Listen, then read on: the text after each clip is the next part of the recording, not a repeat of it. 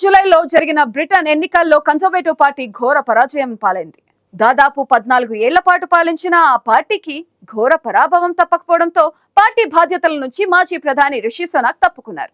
దీంతో ఆయన వారసుడిగా పార్టీని ముందుండి నడిపించేందుకు పోటీ నెలకొంది. తిరిగి పార్టీకి పునర్వైభవం తీసుకొచ్చేందుకు పలువురు సీనియర్లు పోటీ పడుతున్నారు.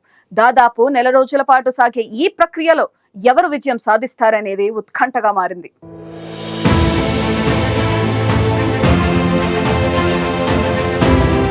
ఈ ఏడాది జరిగిన బ్రిటన్ ఎన్నికల్లో దాదాపు 14 ఏళ్ల పాటు అప్రతిహతంగా పాలన సాగించిన కన్జర్వేటివ్ పార్టీ ఘోర పరాజయం పాలైంది. గతంలో బ్రిటన్ ప్రధానిగా ఎన్నికైన తర్వాత రిషి సునాక్ అనేక హామీలిచ్చారు. ప్రధానిగా మాత్రం వాటిని అమలు చేయలేకపోయారు. ఫలితంగా బ్రిటన్ ప్రజల ఆగ్రహానికి గురై తాజాగా జరిగిన ఎన్నికల్లో ఘోర పరాజయాన్ని పొందారు.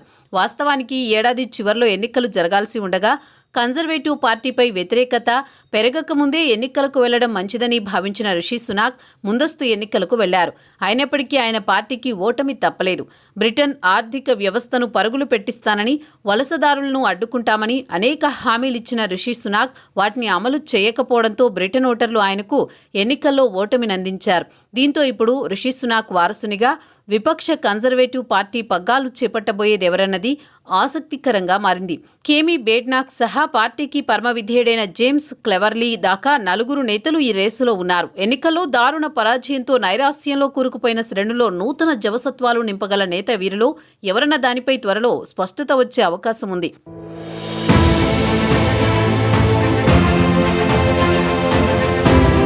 గత జూలైలో జరిగిన సాధారణ ఎన్నికల్లో లేబర్ పార్టీ చేతిలో ఘోర పరాజయంతో కన్జర్వేటివ్ పార్టీ టోరీ కకావిక్లమైంది. దశాబ్దానికి పైగా అధికారంలో ఉన్న అనంతరం టోరీలు ఘోర ఓటమి చవిచూశారు.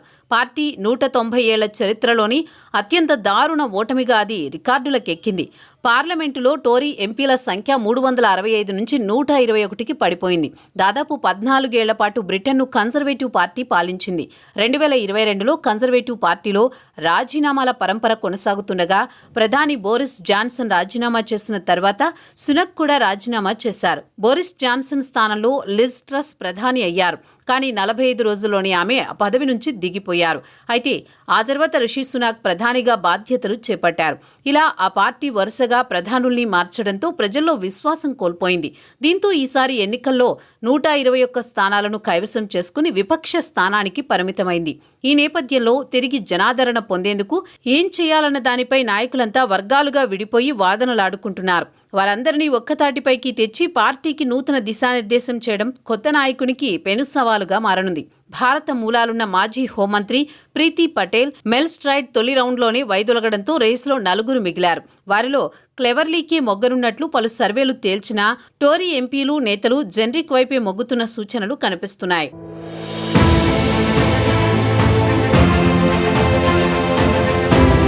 2017, 2022లో ఎంపీగా గెలిచిన కేమీ బేడ్నాక్ ఇప్పుడు కన్జర్వేటివ్ పార్టీ పగ్గాలందుకునేందుకు పోటీ పడుతున్నారు.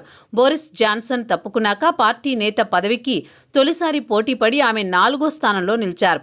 ముక్కుసూటి నాయకురాలిగా పేరున్న కేమీ ట్రాన్స్జెండర్ల హక్కులు మొదలుకుని ప్రతి అంశంపైన మాట్లాడుతూ నిత్యం వార్తల్లో నిలుస్తూ ఉంటారు.